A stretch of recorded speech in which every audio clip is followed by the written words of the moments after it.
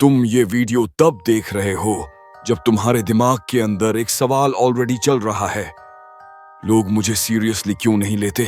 मैं याद क्यों नहीं रहता? मैं रूम में हूं पर प्रेजेंस क्यों नहीं होती? और अब एक और सच सुनो, तुम यहां सिर्फ क्यूरियोसिटी के लिए नहीं आए हो।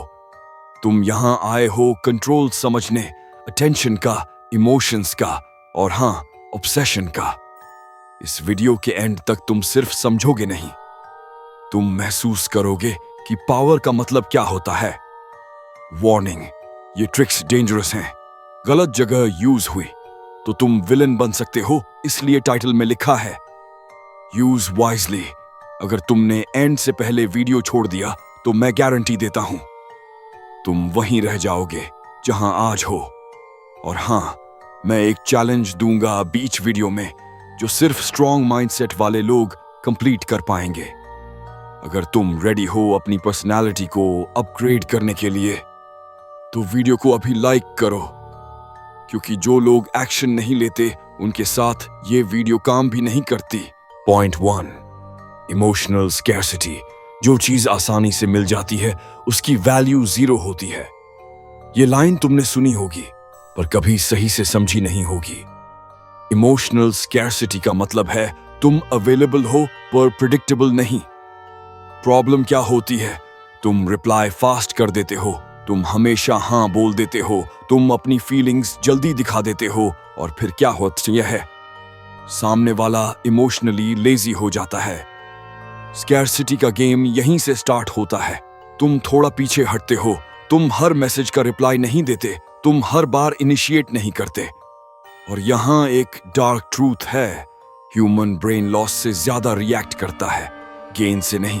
जब तुम थोड़ा कम मिलते हो, सामने वाले का दिमाग बोलता है वेट, मैं कुछ लूज तो नहीं कर रहा, और वहीं से ऑब्सेशन का बीज उगता है।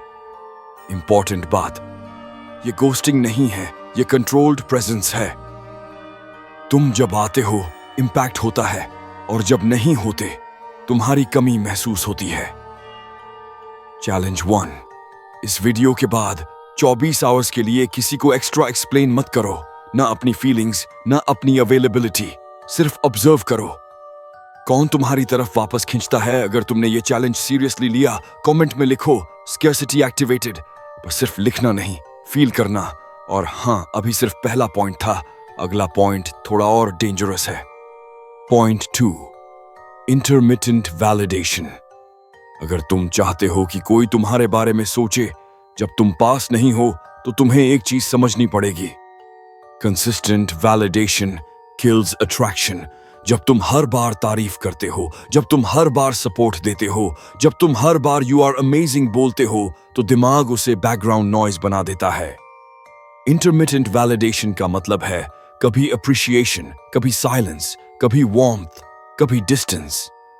इससे सामने वाले के ब्रेन में एक पैटर्न बनता है जो कभी फुली सॉल्व नहीं होता, और अनसॉल्व्ड पैटर्न्स ब्रेन को एडिक्ट बना देते हैं।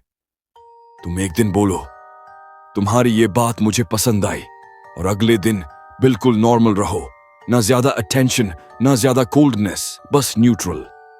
सामने वाला कंफ्यूज होगा, और कंफ्यूजन इक्वल्स क्यूरियोसिटी, और क्यूरियोसिटी जब ग्रो करती है तो वो ऑब्सेशन में बदलती है। लेकिन एक लाइन याद रखो, ये गेम तभी काम करता है जब तुम खुद इमोशनली स्टेबल हो। अगर तुम वैलिडेशन के भूखे हो तो ये ट्रिक तुम पर ही उलटी पड़ जाएगी। इसलिए पहले अपनी वैल्यू बिल्ड करो, फिर वैलिडेशन को रिवॉर्ड की तरह यूज करो। मिनी टेस्ट, अगर तुम हर बार किसी को खुश रखने की कोशिश करते हो तो ये वीडियो तुम्हारे लिए वार्निंग है। और अगर तुम सीख रहे हो कैसे कंट्रोल लेना है तो वीडियो को एंड तक देखना मैंडेटोरी है, क्योंकि नेक्स्ट पॉइंट लोगों की आइडेंटिटी को टच करता है। अब एक रियल बात बोलता हूं, यूट्यूब एल्गोरिदम नहीं, तुम्हारा डिसीजन डिसाइड करता है कि तुम पावरफुल बनोगे या नहीं। जो लोग यहां तक आए हैं उनमें पोटेंशियल है, इसलिए एक काम करो, चैनल को सब्सक्राइब करो अभी।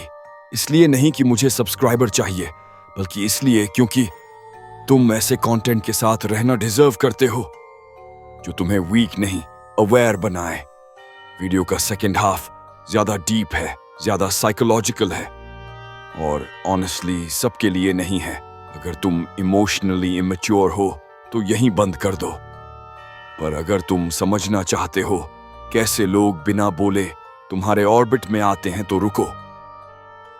Point 3, identity mirror complete breakdown. अब ध्यान से सुनो, ये पॉइंट सबसे साइलेंट है और सबसे पावरफुल भी। लोग तुमसे ऑब्सेस्ड नहीं होते क्योंकि तुम फनी हो, हैंडसम हो या इंटेलिजेंट हो।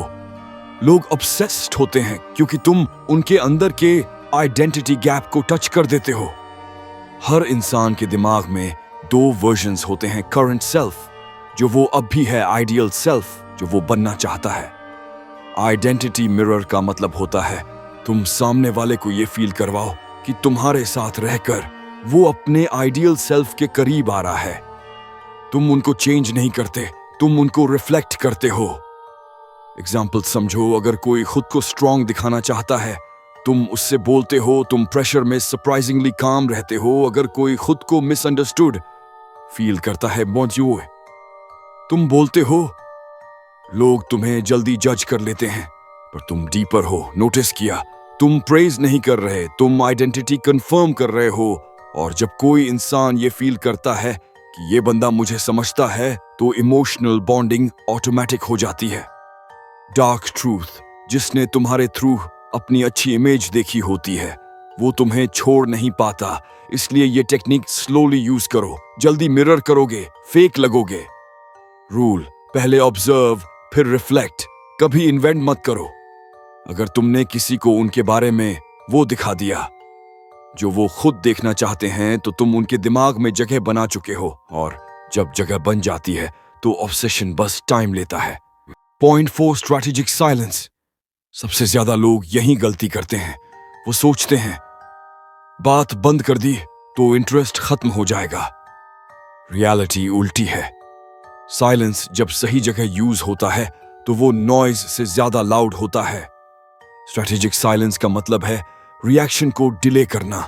जब सामने वाला एक्सपेक्ट कर रहा हो, तुम हर बात पे रिप्लाई नहीं देते, तुम हर इमोशन पे रिएक्ट नहीं करते, तुम हर एक्सप्लेनेशन नहीं देते। और इससे क्या होता है, सामने वाले का दिमाग फिल इन द ब्लैंक्स खेलने लगता है। उसने रिप्लाई क्यों नहीं किया? क्या मैंने कुछ गलत बोला? वो बिजी है या अनइंटरेस्टेड? ह्यूमन ब्रेन को अनसर्टेनिटी बिल्कुल पसंद नहीं, इसलिए वो तुम्हारे बारे में सोचना स्टार्ट कर देता है, और जो चीज दिमाग में रिपीट होती है वही ऑब्सेशन बन जाती है। लेकिन याद रखो, strategic silence equal to cold behaviour नहीं है। तुम रूड नहीं होते, तुम बस सिलेक्टिव होते हो। जब तुम बोलते हो तो क्लैरिटी होती है, डेप्थ होती है, इमोशन होता है। इसलिए जब तुम चुप रहते हो, वो साइलेंस वैल्यूएबल लगती है। साइलेंट रूल, अगर तुम हर वक्त अवेलेबल हो, तुम रिप्लेसेबल हो। अगर तुम प्रेजेंट हो पर रेयर हो, तुम मेमोरेबल हो। इस पॉइंट के बाद अगर तुम्हें थोड़ा अनकंफर्टेबल फील हो रहा है तो अच्छा है, क्योंकि कंफर्ट कभी ग्रोथ नहीं देता। Point 5, emotional high low loop. ये लास्ट पॉइंट है, और ऑनेस्टली ये सबसे एडिक्टिव है इसको समझने के लिए। एक बात याद रखो, ह्यूमन माइंड रूटीन से नहीं, कॉन्ट्रास्ट से अटैच होता है। इमोशनल हाई लो लूप का मतलब होता है तुम इमोशनल अप्स क्रिएट करते हो, फिर थोड़ा पुल बैक करते हो, फिर वापस वार्मथ, फिर थोड़ा डिस्टेंस, बिल्कुल म्यूजिक जैसा।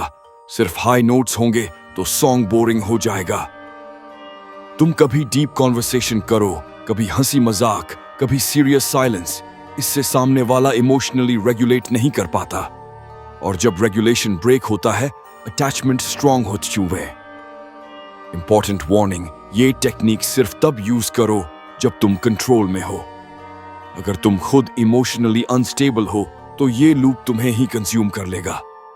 इसलिए पहले अपनी लाइफ सॉलिड करो, अपना काम, अपना रूटीन, अपना सेल्फ रिस्पेक्ट। तब ये टेक्निक्स टूल्स बनेंगी, नहीं तो trap final reality check. Obsessed लोग पावरफुल नहीं होते, पावरफुल लोग लोगों को ऑब्सेस्ड कर देते हैं बिना ट्राई किए।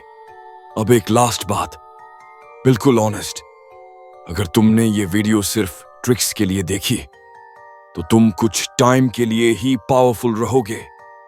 पर अगर तुमने ये समझा कि पावर का मतलब सेल्फ कंट्रोल होता है, इमोशनल मैच्योरिटी होती है और बाउंड्रीज होती हैं, तो तुम डेंजरस बन रहे हो। ये चैनल एंटरटेनमेंट के लिए नहीं है, ये ट्रांसफॉर्मेशन के लिए है। अगर तुम चाहते हो कि लोग तुम्हारी प्रेजेंस फील करें, तुम्हारी एब्सेंस मिस करें और तुम्हारी वैल्यू समझें, तो इस चैनल को सब्सक्राइब करो, वीडियो को लाइक करो, क्योंकि जो सीखा वो फ्री में नहीं मिलता। और कमेंट में एक चीज लिखो, आई चूज कंट्रोल। इसलिए नहीं कि मैं देखूं, बल्कि इसलिए कि तुम खुद कमिट करो। याद रखो, जो लोग इमोशंस को कंट्रोल करना सीख जाते हैं वो दुनिया को कंट्रोल नहीं करते, पर दुनिया उनके अराउंड घूमती है। वीडियो एंड हो रही है, पर तुम्हारा अपग्रेड अब स्टार्ट हो रहा है।